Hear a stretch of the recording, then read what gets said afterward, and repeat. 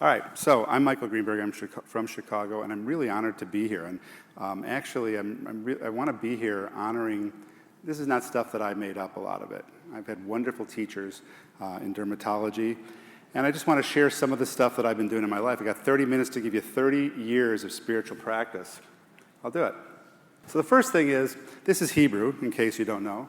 It's Da Lifnei Me'ata Omed. Know before whom you're standing. I'm standing in front of an audience of extremely successful people, many of whom are already doing what I'm talking about today. So I'm not getting up here and pretending that I'm the only one doing it. If you are doing it like me, you'll find that, like me, I need a reminder all the time because I forget. And if you're not doing it, then pay attention because you might see something here that you like. Because here's my disclosure slide. You have to have a disclosure. No animals were hurt. Not talking about lasers or fillers or anything like that. All right? Now, here's my claim to fame. I have no academic degree, but how do we start the video? If you pay close attention here, this is from a movie called She's Having a Baby, and I'm in this scene. Third lawn down behind that guy in the red shirt. There I am, the white hat. That's when I was much younger, much thinner, and in much better shape. Wait, we'll get to the finale here. So you can have all the academic degrees you want. I dance with Kevin Bacon. That beats the crap out of any academic degree. And there I am in the white hat right there.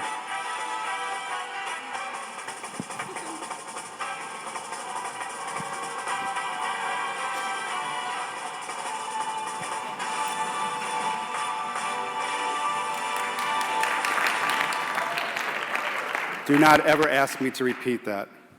Okay, so we're going to talk about spirituality. So here's the definition that I had at first. We're not talking about religion. We're talking about kind of humanism. You can skim through this for a second, but it's really funny how things work in the universe. Just the other day, 2 days ago, I was telling a patient the kind of talk I'm giving, and he's a therapist, and he came up with a better definition. And that we're not talking about religion. We're not talking about esoteric practices. So here's the last-minute definition of spirituality that my patient gave me. So, okay, everybody take a second and shut your eyes and think about Thanksgiving dinner. And think about all the food on the table, and all your relatives are sitting around there, and it's warm, and it's fuzzy, and you can smell the turkey and smell the stuffing. What you're feeling right now is his definition of spirituality. It's what connects us as human beings, whether it's Thanksgiving or in our own offices. And I love that definition. It's our connectedness. So what we're really talking about here today, and you're going to hear a story in a second, is about presence, joy, peace, and happiness. And gratitude is very important. And we're going to talk about money and a great lifestyle, all right? But even if you're purely a cosmetic dermatologist making lots and lots of money, you don't have to give it up to add spirituality to your practice. It's not mutually exclusive from making money, all right? That'll get all of you hooked. But you can keep your Lexus. But what I'm talking about is getting peace of mind. Peace of mind both for you and peace of mind for your patients. This is very important because I don't see a lot of people these days who have that peace of mind. But the problem is, once you get it, you have to give it away. You have to give it to your patients. You just can't hold on to it yourself. And it looks more like this. So we're talking about kind of love. All right, so here's where I began to learn this stuff. This is where my story kicks in. I always knew I was supposed to be a doctor. I knew it from day one. And a lot of us, I used to work with medical students. As a matter of fact, someone here today who was in one of my classes at Loyola, and I asked them why they want to be a doctor. I knew it my whole life. It's a calling. It's not a job. I think people always have these reasons why they became doctors, but the truth is we're all called to medicine. I knew it. Now, I grew up, went to college in the era of Vietnam, and everyone was protesting. And if you think you weren't going to ever be a doctor, it's not true. Because I tried to not get to medical school at one point. I actually tried to fail the key course that would get me into medical school just to protest directly against the universe because I really wasn't into war protests. It was a genetics course. I went to Case Western Reserve University. I didn't go to half the classes. I hadn't read half the textbook. I took the final really excited because I didn't know anything, and there were 3 questions with fruit flies, and I couldn't do 2 of them. I wrote some crap down there. And when I went to get my grade, for some reason, whatever I put down there was right, and I got a B, which in the course, which was impossible to get, and I got right into medical school. Don't ask me how that happens, but it does. And so I went to school, became a dermatologist, and about 5 or 6 years into my practice, something happened. I was doing quite well. I was practicing this kind of loving, caring medicine that we'd all learned, and a new guy moved in across the street. And this guy was Mr. Marketing. Every time I opened up a newspaper, there was his ad. He had an opening for his office with the mayor and a big red ribbon and a scissors, and I wanted to take the scissors and drive it right into his heart, because I got scared that this guy would take my practice away. I wasn't interested in having a really fancy car. My wife, who's over here, who has really supported me through all this, wasn't interested in really having a fancy lifestyle, but we did want to eat. And so I didn't respond, I reacted. And how did I react? Well, I got scared and I got jealous. And so what I did was I wanted to compete with him. Well, how do you compete in the outside world? Money. How much was I making? How many patients was I seeing? So I turned my happy practice into a factory where I was seeing about 96 patients a day. That's 90 seconds a patient. Walk in, you have acne, here's your pill, get the hell out. And I wondered why 6 months into this, I would lay in bed in the morning and seriously consider suicide. I was thinking, how do I get, seriously, not a joke, I was thinking, how do I get the gun, where do I put it? And I turned to Jerry, my wife, one day, and I said, I'm quitting medicine. I should probably just block that day out of her memory. I said, I'm quitting medicine, I'm smart, I'll do something, and I went to work that day. This was 2 years before the movie Field of Dreams. Anyone here not seen Field of Dreams? Homework, okay. So I was, at the end of the day, I had opened a phone book, I was calling a practice broker. There were practice brokers back then, that's how old I am, that would sell your practice. And literally for one moment, I thought I went psychotic because I heard a voice come out of me. But as I listened, it was the most sensible thing I'd ever heard in my life. The voice said, shut the book. You're not leaving. Of course you hate what you do. You become a businessman. You forgot, you're not a doctor anymore. And it's not just you, and it's not just your whole profession, it's our whole society. We've forgotten that we're all brothers and sisters here to take care of one another, and it's okay to make money, but it's not okay to do it at the expense of your brothers and sisters. And the voice said, you're going to do two things and practice this way. Number one, you're never going to rush anybody again, and you're never going to turn anyone down for lack of money who deserves it. That who deserves it is important. Because when people come into my office who smoke a pack a day and they want a break, I laugh at them. Oh, you have $400 a month for tobacco, but you don't want to pay me? No, thank you. So that's where I started to wake up and have this incredible spiritual journey in my life. And looking, spirituality is not about religion. You ask those questions, who am I? What am I doing here? What makes me happy? Shimon talked about happiness for patients. I'm talking about happiness for doctors. And this is happiness that it doesn't matter what the government's doing to us. It doesn't matter how many regulations you have to go through. It doesn't matter how little they pay you. It's about being happy in spite of all of that. And so these are the things I learned, and I'm just a student. These are the things I learned. There's 3 qualities that we need to work on as physicians. And the first one is presence. That means really being there in that moment. Don't be in your head. Don't be thinking about your stocks. Don't be thinking about the last patient who was rude to you. Be present to that patient. And it's amazing how you can spend little time with a patient, less than you think, and the patient thinks you spent a ton of time with them. And you can spend an hour with a patient if you're not present and they say, you didn't spend any time with me. That's the first thing. The second thing is compassion. That means to suffer with. That means that when you have a patient sitting in front of you who's scared they have a melanoma and they might die, you better relate to your own fear of death. And that brings up the third, which is intimacy. And I don't mean have sex with your patients, all right? Intimacy, I'm not talking about that. I write intimacy as 3 words. Into, me, see. When I'm looking at them, I'm looking at me. I had prostate cancer 6 years ago. I've helped more of my derm patients who were facing prostate cancer by telling them my story, telling them my fears, looking inside of myself. That was much better than any of the dermatology I did on that visit. And I actually talked to patients about fears, and I didn't have a picture of this, so I actually brought one. I created a coin. It's called Now. It's for patients staying in the moment. And when patients get into fear, I teach them that fear stands for fantasized events appearing real. And if they stay in the moment, that dissolves. And how I define staying in the moment, 2 guys jump off a skyscraper at the same time. And they're both going to splat. You know that. But the guy who lives in his fear screams all the way down. The guy who stays in the moment says, it's not too bad yet, it's not too bad yet, it's not too bad as he passes every floor. So I had these coins made up, and they say now, and everything I need is found in the present moment. And this is spirituality. I give these to my patients. And by the way, if you write to me, I'll let you know the company that makes them up. They're about $1 a piece. Patients love these. I brought this one for Joel, so you can stay in the present moment. Stuff like that really makes a difference. And so I made up some rules along the way. I decided, well, I had to have some rules to do this. So this is what I figured out. I actually started figuring these things out early in medical school. These are my rules for treating patients. First of all, treat every patient as though they're members of your own family. This is mine. Over here, my personal immediate family, and I'm hiding. I'm the one taking the picture. That's why I wasn't in it. I literally do that. When someone comes in my office, I plug them in the algorithm. If this were my mother, father, brother, sister, cousin, what would I do? And more important, what would I not do? And it's astonishing the stuff that I think that I won't do, because if it was my own family. Number 2, always tell the truth.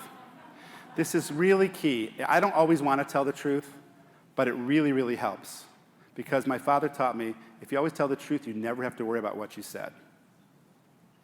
Number 3, somebody does something better than you, send your patient to them. I send patients to plastic surgeons when I could make money doing the procedure, but you know what? They'll have a better job. I send patients to acupuncturists who want it. I send patients to homeopaths. And guess what? They send patients back to me. I get patients from all the homeopaths in Chicago. They go, well, no, you really need a dermatologist. One of this wonderful spiritual teacher, her name is Joan Borsenko. One of my favorite lines from her said, when your appendix is rupturing, that's not the time to meditate. It's time to call the surgeon. All right? Rule number 4, learn to say, I don't know.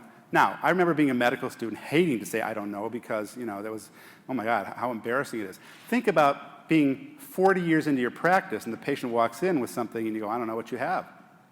You know what? It's called telling the truth, and patients respect that because you follow that up with, but I do know how we can find out. And if I can't find out, there's people smarter than me in Chicago who will help you, and I'm here with you along the journey. Right? That means so much to them, that I'm here with you on the journey. Rule number 5, learn to say I'm sorry. I'm really sorry that you waited 45 minutes to see me. Actually, the other day I was telling the people at dinner last night an incident where I spent a long time with a patient who was worried about cancer, and we were running late in the office because of her and a few other patients. She went out in the waiting room, with the packed waiting room in my office, and told everybody, don't you dare be mean to this guy. He spent so much time with me. He's so loving and so caring, and if anybody, and everybody came in afterwards like, oh, okay, how are you doing? It's like, great. Rule number 6 is learn to say thank you. This is key. I thank every patient for coming to see me. And because they always say, thanks, doc, or thanks, Michael. My patients call me Michael. And I go, no, I want to thank you. I want you to know what a privilege it is to treat you. That changes the whole doctor-patient relationship when you thank patients for coming to see you. All right, here are a few more rules. Take care of yourself. No hallway consults. Don't stop your ophthalmology friends and say, look at my eye in the hallway. It doesn't work. All right? Go to the doctor yourself. I know one of my friends very nearly missed dying from colon cancer. He's an ophthalmologist because he was just too busy taking care of everybody else, all right? Work out. Take care of your own body. This is important. If you don't take care of yourself, how can you take care of other people? Take vacations in private me time. I'll sometimes take a couple days for myself. Just go off and be with me and kind of recharge. Say yes once in a while to things you like to avoid, especially chocolate. There, right down in the corner, there's my favorite. It's from Angelina in Paris. It's just the most awesome thing in the world I've ever eaten. And number 5, say no when it's just about your ego. When it's all about you and making yourself feel important, just say no. Humility is not a position of weakness. It's a position of strength. Saying I don't know. All right, now, some life lessons from my father-in-law. This is my father-in-law. He's in Paris, my 2 favorite places. I keep referring to Paris because I actually do teach there. I teach medical students there. It's a really tough job. Someone's got to do it. But, I'd rather give this lecture and know that back where I'm staying, there's about 4 loaves of bread, 12 pounds of butter, and 18 pounds of chocolate. So my father-in-law was an Oldsmobile dealer. For those of you who remember Oldsmobiles, some of you kids may not, but he became the largest Olds dealer in Ohio for 30 years. And this is how he did it. He taught me this, and this is how I practice medicine. He never sold cars to make money. He sold cars to make people's lives better. And because of that, he made a lot of money. Back then in the old days, now you go to a car dealer and the cars are all there and everything's on it. But back then you ordered a car, those of you old guys remember, and you had to order the radio, the white walls, the power steering, power brakes, and it kept adding up and up and up, and then you had to negotiate the price. People would just call him up and ask for a car because they trusted him. So he made a lot of money. And back then, back in the old days, we're talking maybe 20 years ago, sure? He had a net worth of about $15 million. It's a lot of money today. It was even more money back then. He lost it all, every dime, on a bad business decision. He died without a penny in the bank to his name. He also was politically very important in Cleveland because he was a good guy. Not that he used power in the wrong way, but he was head of the Cleveland Community Relations Board. He knew every judge. People came to him to solve problems. I don't think when we used to visit Cleveland or go home, I could have gotten a speeding ticket if I tried. I would have just said, this is my father-in-law. It could have gotten fixed. Anything could have gotten fixed. He had tremendous power for good. That's all gone too. If you go to Cleveland today, very few people remember his name. So what did he leave? What did he teach me? He left a legacy even more important. He spent his time working with Kiwanis and Shriners, and his deal was to raise scholarship money to get poor kids educated, get them out of the ghetto, get them out of their poverty, get them to trade schools, get them to college if they were smart enough. So in Cleveland today, there are countless numbers of kids, and they're having kids, whose lives are infinitely better because he was around, and they don't know his name, and they never will. He left a legacy of love, because you can make all the money you want, and it doesn't last. By the time it gets to your kids and your grandchildren, they've ruined their lives, and they've blown it or spent it on stuff. And you can have all the power you want. You can have monuments named after you, and who cares? But the only legacy worth leaving, as he taught me, is a legacy of love. And that's what we do in our offices. I had an experience recently. Well, last year I tore my rotator cuff, and I came back with surgery from this thing on my arm. Fortunately, it was my left arm, so I could still operate. And my first patient who came in said, Michael, I need to talk to you. And I said, okay. He said, I got cancer and I'm dying. He said, you're the only one who listens to me. And that breaks my heart when I hear that, when I hear it from patients. We all hear it. Oh, you're the only one who listens. And he said, well, what do you need? He said, well, they want me to do more chemotherapy. And they told me without chemo, I got about 6 months, and with chemo, maybe 9 months to a year. What would you do? And I said, I would tell him to take the chemo and shove it. I'd rather have 6 months happier than 9 months throwing up. And he said, thank you, and we cried and hugged. He said, I've been coming to you for 30 years. Thank you, that's what I needed. By the way, it's now well over a year, and the guy's fine without chemo. He's still doing great. He comes in all the time. I go, you're not dead yet. And thank you, And it was like that way all day because people saw my arm like that. Are you retiring? No, I'm not. Well, do you remember 20 years ago, you told me something that changed my life? I said, what did I do? I was like, thank you, but what did I do? He said, well, I came in and you had a big red splotch on my face, and you said, what happened? And you said, well, I was in an auto accident, and the airbag went off, and I was really scared. And the patient said, I hugged her and said, I'm really glad you're okay, and I can't even charge you for today's visit because I'm so upset that you were in an auto accident. She said, that changed my life because I saw some doctor, some person on the planet actually cared for me. These little acts we do of humanistic practice, sitting there, hugging our patients, holding their hand, saying, no, I'm here with you. They make such a difference that it comes back to us. And that week, I'm part of a big group in Chicago called Illinois Derm Institute. It's a unique group because it's what I do in my practice, we translate out to a group. It's not a group that we've come together to grow and sell out to somebody, and we don't take advantage of people who come into us. It's kind of this practice out to the group, and I always acknowledge my group because they support me and let me do this, and they learn from me, and I learn from them. So one of my partners called me that 2 days later, and he said, Michael, I have to leave. He said, I have myasthenia, and I have to go. I've got to quit my practice. And his office is 10 minutes from my house. Mine's 25 minutes away. I said, I have 4 times bigger practice than you. I have my own building. Just take over my practice. I'll literally give it to you for next to nothing. Take it over. It's 10 minutes from your house. It'll be much better for you. You'll make much more money. And I thought about 10 seconds, and I said, Gus, I can't leave. He said, why not? I said, because I'm in love with my patients. And they're in love with me. They're my family. They've been my family for 40 years. I don't care how much more money I would make. I'm not going. He said, I understand. He said, well, they'll follow you. I said, some will, but I belong here. I'm doing the work that I'm doing. So that's what it's really come down to for me. Our job as doctors is, I think, to give our patients peace of mind. If you've ever been whitewater river rafting, and there's a guide with you, he's not going to tell you if you're going to fall out of the raft, but he's going to tell you he's been on the river before you that day, trust me. He's going to tell you where the rough spots are, he's going to tell you where to hold on and what to do if you fall off. And that's who we are. Because patients come in our offices with a bunch of sentences that start, I'm scared that. And that's a whole other talk called Finding the Fear, how we misperceive things. We can do that at a future time. But if you don't answer those questions, you haven't done your job. Everybody has doxycycline. A lot of people have lasers. We've all got Botox. We've all got fillers. Great. Some techniques better than others. But what will separate you and make you happy as a doctor because you will have happy patients who will worry about you leaving because they care about it, is that you sit there and you listen for those questions. And they're not going to always tell you. And that's what I talked about, presence and intimacy. You got to go inside of yourself. Even when I do the simplest biopsy, I ask my patients, do you have any questions? No. I go, okay, well, if I was sitting over there, these would be my questions. Is the xylocaine going to hurt? What's the scar going to look like? What's the post-op? I would be asking all these questions, so I'm going to ask them for you. And you see patients just brighten up because they're scared to ask, or they don't even know what to ask. And so that takes intimacy and presence and compassion. That makes a difference for them. So if you go inside and do that, that's what you get. And you get what you get is you get peace of mind. And what you also get is you get people beating down your door to come see you because word spreads around the community. This person actually listens to me. This person actually cares. And I have that. I have patients who bypass 12 dermatologists to come see me. I go, why do you keep coming this far? And they tell me, because you listen, because you care. Simple words. See, this is not complex stuff, folks. It's really simple, but it's difficult in today's world when you go out to Crystal's next door and you're assaulted by the $10,000 purse you're supposed to buy. You may be able to get that, and you may not. But listen, I've been through that. I've been through the era of buying stuff in my life, and nothing ever made me happy except taking care of other people. That's what makes me the happiest in life. So the thing is, be yourself, all right? Don't be a sinner. Don't be St. Francis.